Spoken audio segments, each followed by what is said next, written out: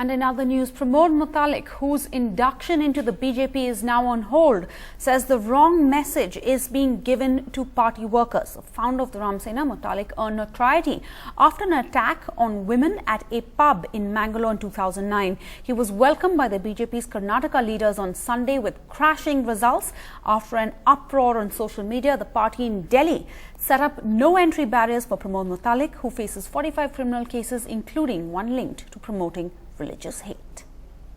मैंने कहा है कि केंद्र जो बीजेपी के नायकत्व है वो गलत इस्तेमाल, उन्होंने गलत मैसेज उनको दिया है, तो इसके बारे में राज्य के पदाधिकारी, बीजेपी पदाधिकारी है, उनको समझाना चाहिए कि राज्य में प्रमोद मुतालिक का जो प्रभाव है, कार्यकर्ता है, उनके ऊपर क्या मैसेज जाएगा।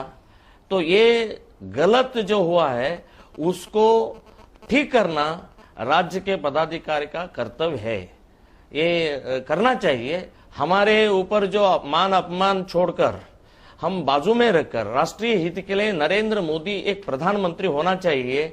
इसी इरादे से जो यूपीए सरकार 10 साल में लूट किया इस देश को, बर्बाद किया इस देश को, इसी के लिए एक ही व्यक्ति है नरेंद्र मोदी। इस देश का समर्पित व्यक्ति है, सच्चारित्र व्यक्ति है। इस देश को सुरक्षित करने के लिए, प्रधानमंत्री बनने के लिए नरेंद्र मोदी है। नरेंद्र मोदी सपोर्ट करने के लिए मैंने बीजेपी ज्वाइन किया। But Congress leader Digvijay Singh has claimed that this was all an eyewash and the BJP shares Mr. Mutalik's ideology. मुतलिक जो हैं वो अपने आप में भारतीय जनता पार्टी के विचारधारा के जो कट्टरपंथी लोग हैं उनमें शामिल हैं। ये गंभीर आरोप लगाया सुषमा जी ने कि चुनाव समिति में फैसला नहीं हुआ, तो फिर कहाँ फैसला हुआ? नरेंद्र मोदी जी घर पे फैसला हुआ। मोदी कोई इतने बड़े नेता नहीं जितना कि आप लोगों ने उन्हें बना दिया। How come the Karnataka BJP president didn't see a Modi wave in Karnataka?